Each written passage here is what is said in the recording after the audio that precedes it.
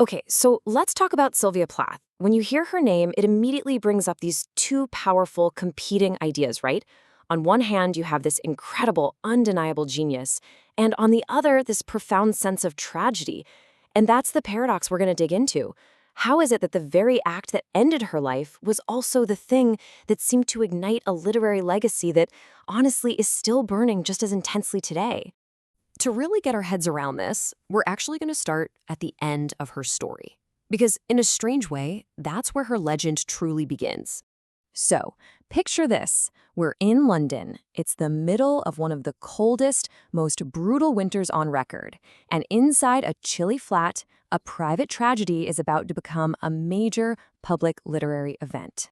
A young American poet, a mother of two, Sylvia Plath, takes her own life. At this point, she was known in some circles. She was promising, but she wasn't famous, not by a long shot. Her death really could have just been the quiet, tragic end of a career. But it wasn't the end, was it? And that brings us to the central question of this whole explainer. How does a private death create such a massive public icon? How does her work still manage to haunt us, to inspire us, all these years later? To figure that out, well, we have to go back. To really answer that question, you have to understand the life she was building, or at least the life it looked like she was building. Plath's early years read like a story of just relentless, almost blinding achievement.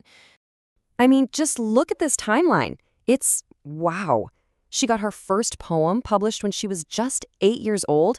From there, it's a scholarship to the prestigious Smith College, a summer gig as an editor in New York City, graduating with the highest honors, and then a Fulbright scholarship to Cambridge. She was, by all accounts, a prodigy, just ticking every single box for success.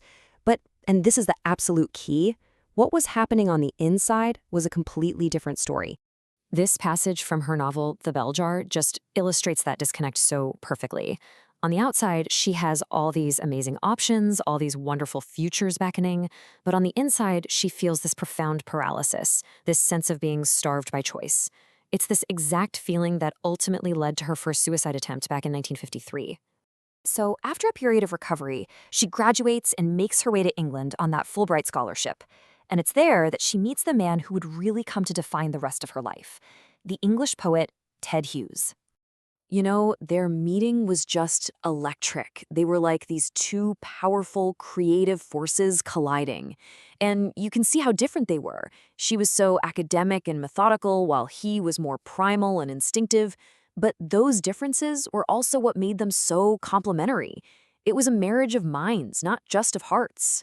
And you can just feel how captivated she was by him. I mean, a voice like the thunder of God. That says it all. They got married just a few months after they met, totally convinced that their union would be this incredible engine for both of their artistic ambitions. And, you know, for a while it worked. They really did fuel each other. But the sheer intensity of that connection, well, it eventually created fractures. In the summer of 1962, Plath discovered that Hughes was having an affair. The separation was, as you can imagine, absolutely devastating for her. But this breaking point, it triggered something else. Something explosive.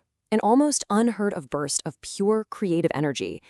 It was like the shattering of that perfect life finally, totally, freed her real voice. She started waking up before dawn every single day in that freezing cold flat and just poured all of her pain and rage into the poems that would eventually become her masterpiece, the collection known as Ariel. Her poetry became something else entirely. It was raw, it was powerful, it was completely unflinching. She was channeling all of that despair into a voice that was just shockingly new, like an arrow flying straight into the fiery heart of human experience. And here's the crucial point. She wasn't just writing about her pain. She was using the raw material of her daily life, the anger, the betrayal, the intense emotional agony, as the very substance of her art. For Plath, lived experience, no matter how agonizing, was poetry. This style that she was pioneering, well, it got a name: confessional poetry.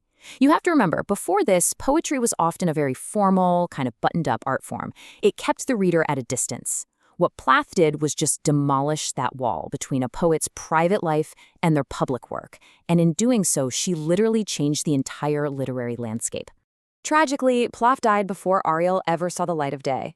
When her estranged husband, Ted Hughes, published it after her death in 1965, it was an absolute sensation. And this is where her legacy becomes both iconic and deeply controversial. Her work spoke directly to a whole generation of women.